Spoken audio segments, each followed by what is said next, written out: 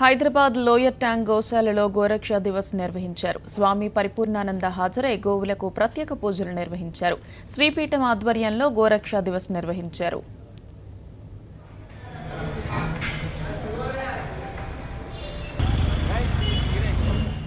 గోవు మాంసం పదం వాడితేనే కఠినమైన చర్యలు తీసుకునే చట్టాలు ఉన్నాయని స్వామి పరిపూర్ణానంద అంటున్నారు. గోవధ చేయరాదని పటిష్టమైన చట్టం ఉందని, అయితే దాని అమలు సక్రమంగా జరగడం లేదని అన్నారు. గో సంరక్షణ ద్వారానే రైతు ఆత్మహత్యలు నివారించవచ్చని అంటున్న పరిపూర్ణానంద స్వామితో మా correspondent Pradeep face to face. ఓయూలో ఉద్రిక్త పరిస్థితులు నెలకొనగా గోరక్షా దివాస్ అంటూ స్వామి పరిపూర్ణానంద నిర్వహించారు. స్వామి, ఇవాళ మీరు తలపెట్టిన గోశాలలో తలపెట్టిన కార్యక్రమం ప్రధానం ఉంది. గోరక్షా దివస్ గా డిసెంబర్ 10వ తేదీన ప్రకటించడం జరిగింది. ఈరోజు గోవు మీద ఏ ఒక్కరూ కూడా చులకన భావన ఉండకూడదు. దాన్ని ఈవెన్ పశువుగా చూడకూడదు, దాన్ని ఒక జంతువుగా చూడకూడదు. అది ఒక మాత. కేవలం పాడి మాత్రమే కాదు, విశేషమైన పంటల దిగుబడికి ఆరోగ్యకరమైనటువంటి వాతావరణాన్ని ఇచ్చే ఈ గోవు యొక్క వ్యర్థాలతో గో ఆధారిత వ్యవసాయం చేపట్టాలని మేము డిమాండ్ చేస్తున్నాం. ప్రత్యేకించి 2 రాష్ట్ర ప్రభుత్వాలు కూడా రైతుల ఆత్మహత్యల మీద ఏవో సబ్సిడీలు ఇస్తాము, లేదా వాళ్ళందరికీ విత్తనాలు ఎక్కువగా మేము అందిస్తామనేటువంటి విధానాల కంటే దానివల్ల రైతుల ఆత్మహత్యలు ఆగవు. రైతుల ఆత్మహత్యలు ఆగాలంటే దానికి ఒకటే కారణం, పరిష్కారం, గోవును రక్షించుకోవాలి. ఎందుకనంటే గోవు పాడి వాళ్ళకి పంటలు దిగుబడి లేనప్పుడు అది కాపాడుతుంది. గోవు యొక్క వ్యర్థాలతో పంట పొలాలు చక్కగా సుభిక్షంగా అభివృద్ధి అవుతాయి. కాబట్టి రైతుల ఆత్మహత్యలు ఆగడానికి ఇది ఒక ప్రధానమైనటువంటి అంశం. గోవు రక్షా క్రాంతి కింద ఇంతకుముందు పశుక్రాంతి అనేటువంటి ఒక పథకాన్ని తీసుకొచ్చారు.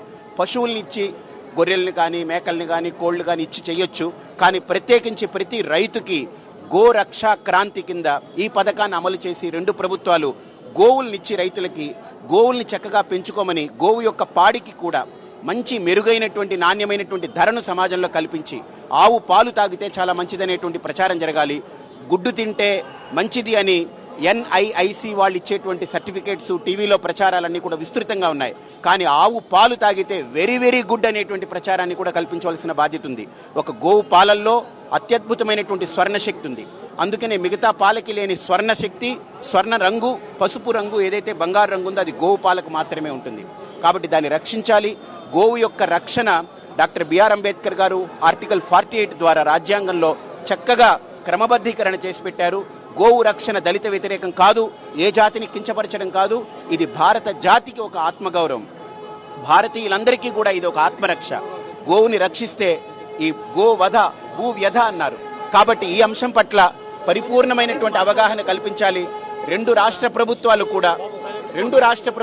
కూడా ఈ అంశం పట్ల బాగా ఆలోచించాలి. రైతులకి గోవులను అందించాలి, గోరక్షను తలపెట్టాలి. ప్రతి గోశాలని కూడా ప్రోత్సహించాలి, వాళ్ళకి ఇంకా పూర్తిగా స్వేచ్ఛనివ్వాలి. గోవుల్ని రక్షించుకోవడం వల్ల ఆరోగ్యకరమైనటువంటి పంటలు దిగుబడి అవుతాయి మనకు. అంతేకాదు, ఈరోజు సగటున ప్రతి వ్యక్తి 10 రూపాయల నుండి 50 రూపాయల దాకా మందులకు ఖర్చు పెట్టి శరీరాన్నంతా కూడా మందులమయం చేసుకుంటున్నారు, పురుగులమయం చేసుకుంటున్నారు. కాబట్టి దయచేసి రేపు భవిష్యత్తు భారత జాతి అంతా కూడా షుగర్ పేషెంట్లు, బీపీ పేషెంట్లు, కొలెస్ట్రాల్ పేషెంట్లు, అలాగనే ఫ్యాట్ పెరిగిపోయి రకరకాల జబ్బులతో బాధపడుతూ బుద్ధి వైకల్యం, మందం, ఇవన్నిటితో కలిపి ఏ రకంగా ఇబ్బంది కలగనివ్వకుండా మంచి గో ఆధారిత వ్యవసాయంతో ఆరోగ్యకరమైనటువంటి వాతావరణాన్ని సృష్టించుకుందాం, గోరక్షణ చేసుకుందాం. ఇది భారత జాతి యొక్క రక్షణ. కాబట్టి 2 రాష్ట్ర ప్రభుత్వాలు దీనిపై సత్వరమే చర్యలు. గోరక్షణ గురించి మీరు ఎందుకు చెప్తున్నారు? గో మాంసం తినడం మా సాంప్రదాయం, మా ఆచారం అంటూ గో ఫెస్టివల్ కు నిర్వహిస్తున్నారు. ఏ విధంగా చూడాలి ఒక విశ్వవిద్యాలయంలో ఇలాంటి కార్యక్రమాలు? గో మాంసము తినడం అనంటే ఆ మాట మాట్లాడితేనే పెద్ద కఠినమైన చర్యలు ఉన్నాయి. 6 నెలలు నాన్ బెయిలబుల్ వారెంట్ ఉంది. కాబట్టి ఛానల్స్ కూడా గోవుని చంపకూడదనేటువంటి అంశాన్ని, చట్టాన్ని బాగా బయటికి తీసుకురావాలి. కాబట్టి వాళ్ళకి అర్థం అవ్వాలి, వాళ్ళకి తెలియట్లేదు ఇది ఒక చట్టం ఉంది, చట్టాన్ని మేము ఉల్లంఘిస్తామనంటే చట్టం గట్టిగా అమలు కావట్లేదు.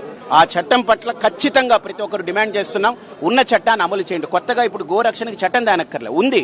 1977లో చట్టం ఉంది, దాన్ని చేయాలి. అలాగనే ఉస్మానియా యూనివర్సిటీ లాంటి వేదిక ఎటువంటి రాజకీయాలకు పాల్పడకుండా మంచి విద్యను, మంచి సుశిక్షితమైనటువంటి సంస్కారాన్ని అందించి చేయాలని మా భావన. ఏదైతే గోరక్షణకు సంబంధించి అన్ని హైందవ సంప్రదాయాల్లో గోవు అనేది ఎంతో ప్రాధాన్యమైనది. గోరక్షణకు సంబంధించి అన్ని రకాల జాగ్రత్తలు తీసుకోవాలి. ప్రభుత్వం కూడా 2 రాష్ట్ర ప్రభుత్వాలు దీనిపైన చర్యలు తీసుకోవాలి. వాళ్ళు రకాలుగా గోరక్షణకు సంబంధించిన పథకాలను తీసుకురావాలని చెప్తున్నారు. అదేవిధంగా ఉస్మానియా విశ్వవిద్యాలయంలో ఇలాంటి రాజకీయాలకు సంబంధించిన ఇలాంటి కార్యక్రమాలు అత్యంత దౌర్భాగ్యం అంటూ స్వామి పరిపూర్ణానంద చెప్తున్నారు. వీడియో జర్నలిస్టు వెంకట్తో ప్రదీప్, సాక్షి టీవీ, హైదరాబాద్.